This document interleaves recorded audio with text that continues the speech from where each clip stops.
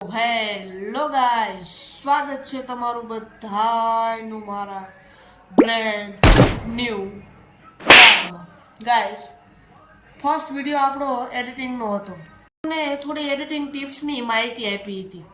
Guys, આપણે video બનાવ્યો હતો ટેક્સ્ટનો, જેમાં મેં તમને ટેક્સ્ટનું મહત્વ અને બધું કીધું. થંબનેલનો એક વિડીયો હતો, એ ભાગમાં નહોતો, પણ એને જોઈ લેજો ગાઈસ. બહુ મેં તમને થંબનેલ પિક્સાર્ટમાંથી બનાવતા શીખવાડ્યું છે. બાકી હું હજી તમને એનાથી પણ સારું અને એટ્રેક્ટિવ થંબનેલ બનાવતા શીખવાડ્યું. પાર્ટ 3 હતો ક્રોપ, જેમાં તમારા સપોર્ટથી સારા વ્યૂઝ આવ્યા હતા. ટીમ ગાઈસ, હવે આવે છે આપણો પાર્ટ 4 સોંગ.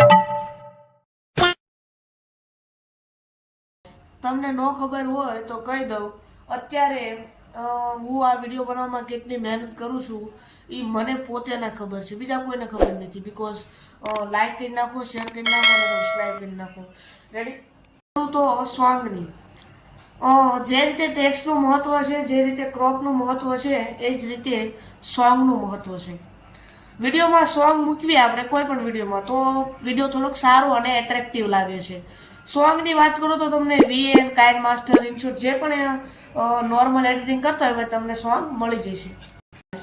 સોંગ ઘણા પ્રકારના હોય છે, પણ થોડા જે સ્ટાઇલિશ સોંગ હોય છે ગાઈસ, એ થોડા સારા લાગે છે અને એ બધા તમને કોઈ પણ એપ્લિકેશનમાંથી મળી શકે છે. શું મહત્વ છે એ તમને ચેટ જીપીટી પણ કહી શકે છે. સોંગ મૂકવાથી આપણા વિડીયોમાં કોપીરાઇટ સ્ટ્રાઇક કે જે પણ ઇશ્યુ છે એ આવતો નથી. જો તમને હું ચેટ જીપીટીનો ફોટો બતાવું, ચેટ જીપીટીનો ફોટો બતાવું. આ છે સોંગનું મહત્વ.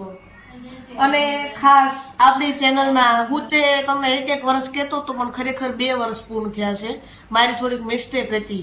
સૌથી ઓલ્ડ વિડીયો જોઈશો ગાઈસ, એટલે એમાં તમને 2 વર્ષ દેખાશે, 2 years અગો એવું દેખાશે, એટલે કે 2 વર્ષ પહેલાનો. હવે ફરી મળશું એક નવા પાર્ટ 5 ની અંદર. રેડી? વિડીયોને લાઈક કરી નાખો, શેર કરી નાખો, સબસ્ક્રાઈબ કરી નાખો ગાઈસ. ઓકે, ફરી મળશું એક નવા બ્લોગમાં. જય હિન્દ, જય ભારત.